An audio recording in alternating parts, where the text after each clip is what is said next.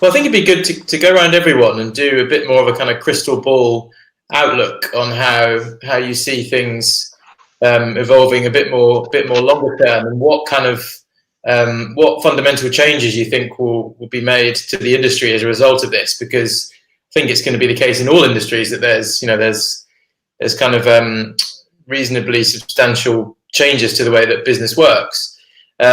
So maybe Damien, I guess you've just been talking. You could start with that as to how the more kind of the crystal ball, longer term outlook. Well, yeah, it's a very interesting question, and it is our view, right? And it is a little bit of a crystal ball outlook. But we think the corona economy, the current situation, is going to lead to changes in the way people buy seafood. Again, I've mentioned before, convenience packaging, ready to cook, ready to eat, is going to become even more of a staple in shopping baskets. And we also think that the increase in e-commerce sales that we're seeing right now is going to stick a little bit like the new shoppers that we're acquiring for salmon at retail level. We've seen also a big increase in e-commerce, and we believe that that's going to be one of the drivers to replace part of the food service sales that have dropped. As restaurants have closed, and the lockdown is in effect, people are trying new things at home. They have very limited availability to going to restaurants, so they're becoming, more and more willing to try to cook seafood at home. I think that's a really big deal. In the American market, consumers are not comfortable with cooking fish because it's not something that they're used to like we are in Europe. And we feel that all those new shoppers that are now, having time to look for recipes on social media, and to actually try the adventure of cooking seafood at home, are also going to become new customers for salmon in particular and for seafood in general. Yeah, thanks, Damien. Maybe Thomas, you could give us your kind of longer term predictions. Yeah, I think the major disruptions normally creates some kind of innovation, and I think this is a good opportunity for the seafood sector to do more innovations. And I think what Damien is talking about with Atlantic Sapphire is an excellent example of integrated value chain, where you both have the raw material, the products, the packaging, and the distribution channels all coming together as one. And I think that might be maybe the biggest opportunity for the seafood industry, is to create that this story of an integrated product that is differentiated from the competition, where you have that story. Maybe it's supporting some sustainability claims. It's convenient, grab and go, or pre-cooked or whatever. So I think it's the innovation thing, I think, would be important. I think it will be important to create that demand that everybody is asking for, and we see it a little bit difficult to believe that sitting at home in itself is creating additional demand. We think you have to provide a real innovation to the consumers to be able to increase the demand. Okay, thanks, Thomas. Lewis, do you want to go and give us your views? I agree. I believe that there are going to be a number of creative things that are going to come out of this that we never thought of or had looked at before.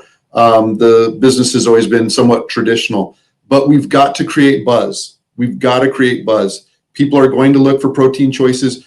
We in our industry, we have the healthiest, most sustainable protein choice there is. We know that. We've got to create the buzz. We've got to create and drive that demand so that it can meet the supply that's out there. At Santa Monica Seafood, the future is very, very bright for us. We're looking at a lot of innovation and doing a lot of things in order to help consumers. We want to let people know that we're here to help them, and we need to drive that buzz. And that's where I think that we need to come together and coalesce as a group and help get the message out. This is a wonderful platform to begin that process.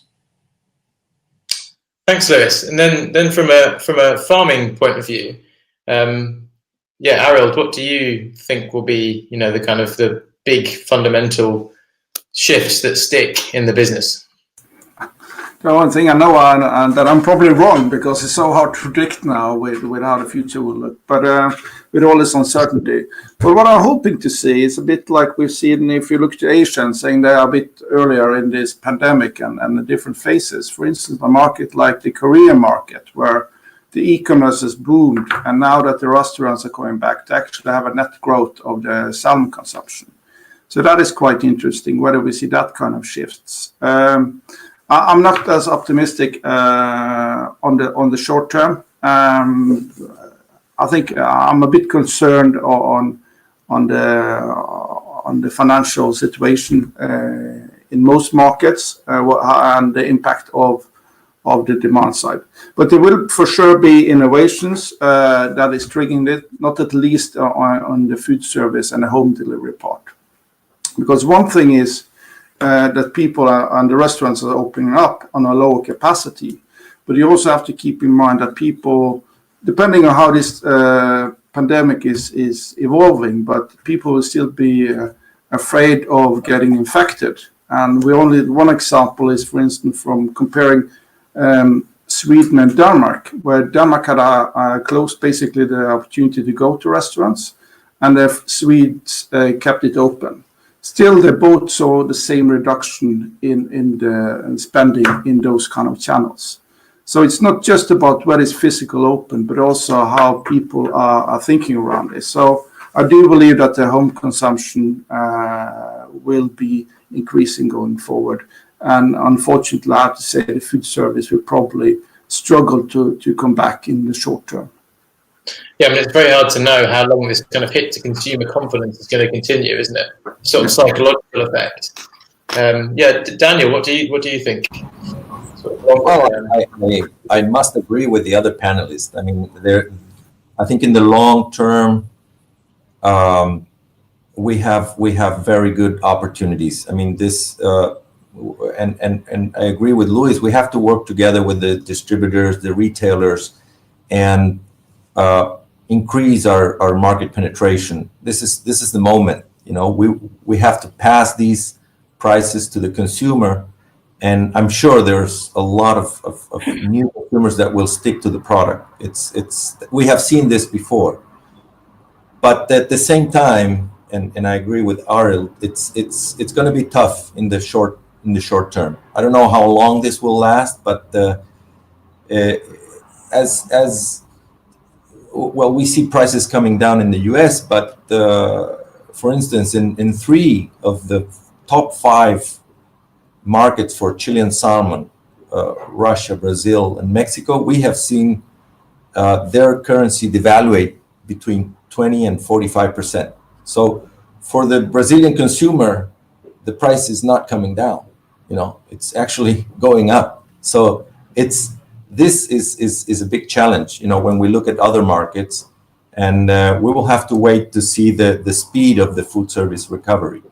But after this crisis is over, I'm sure we're going to have a very robust, strong demand, and we see that the growth in supply is restricted. So I think there are very good opportunities after this period.